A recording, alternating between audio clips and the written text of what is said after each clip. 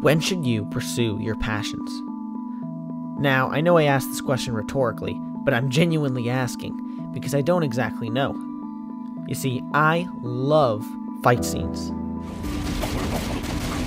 There's something just so mesmerizing about a well-choreographed, well-put-together fight scene. And even more than that, I just always liked the idea of animating some sort of story. As a kid, I've always wanted to do one of two things. The first is create a video game that YouTubers want to play. Something tells me they know we're in here. And the second is create an animated television show.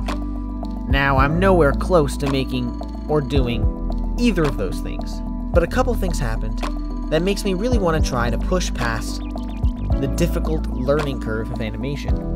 Firstly, some of the YouTubers I watch are younger than me. Here they are running successful channels, and here I am doing nothing. Secondly, one thing I do all the time is watch hours and hours of game dev videos. Now, game dev is one of my favorite formats just because I get to see people making their passions, making these interesting games, and talking about their experiences. It's one of those things that makes me think that I, too, could make what they make. Earlier this year, I got into playing around with Blender, and after making one or two animations, I realized that I actually can do it. I'm not saying I'm going to succeed. I'm not even saying that I'll get anywhere close. But why not?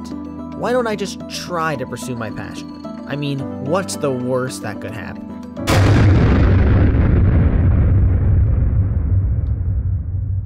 Here's the elevator pitch.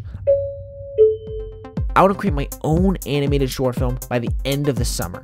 I want it to be about 5 to 7 minutes long and have half-decent writing, half-decent characters, half-decent animation, a half-decent fight scene. That will be what I will decide is a success.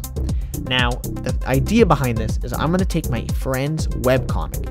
She runs a webcomic on Webtoon. It's called It's Space Cat, which, by the way, you guys should really check out.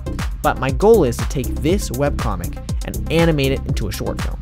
The reason why I'm picking this webcomic is because I feel like the character designs are pretty handleable. Now, obviously, I'm not the best 3D modeler, so anything more complicated or, good looking, I just can't do. But I feel like these characters are simple enough, and this background and world environment is simple enough that I have a physical chance of actually pulling off a half-decent replica. So, that's the basic premise.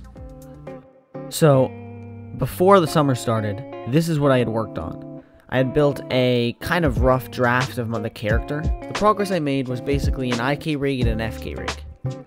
If you don't know, IK is basically when the limbs are all automated to one point. So you move one point on the rig, and the rest will follow automatically. An FK rig is basically where you adjust each joint individually onto a pivot system. The other thing that I did was I set up an IK and FK controller. That way I can switch easily between the two systems and get use of both effectively. I made some pre-established poses. I wonder what this one is. Then I moved on to texturing.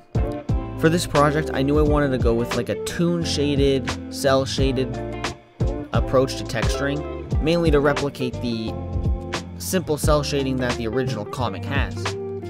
So, after doing a ton of tutorial hell, I basically got it to work. Here's a couple of the tutorials that I used to get this to work. I'm using Goo Engine, which has a couple extra different nodes that aren't in the original Blender. To be honest, I think this texture is what I'm most proud of so far, because it genuinely looks really close and accurate to the show, and is also just visually appealing to look at. To help improve the model, I decided to give it this black outline. That way the white and the different details don't get lost, and it just improves the overall thing. I had honestly thought the eyes were going to bring me more of a challenge, but this tutorial worked perfectly. These eyes have really good functionality. These eyes basically do everything that I want them to do. I've run into an issue, however. See, my character doesn't really react to light. All of the shadows are more just fake, which means that if I make the light blue, the character does not react to that, which means that he'll stand out in every scene that I have. Now, my solution for this is emission planes. Now what a mission plane is essentially just faking light onto a plane. Essentially what you do is you do the basic gradient texture map, apply these math nodes, and then mix it into a transparent and emission shaders. Then using a layer weight node, you can kind of control the power of your lights. As you can see, because this emission plane is fake and not real, it actually will change the character, because rather than actually projecting light onto the character, you just see through it.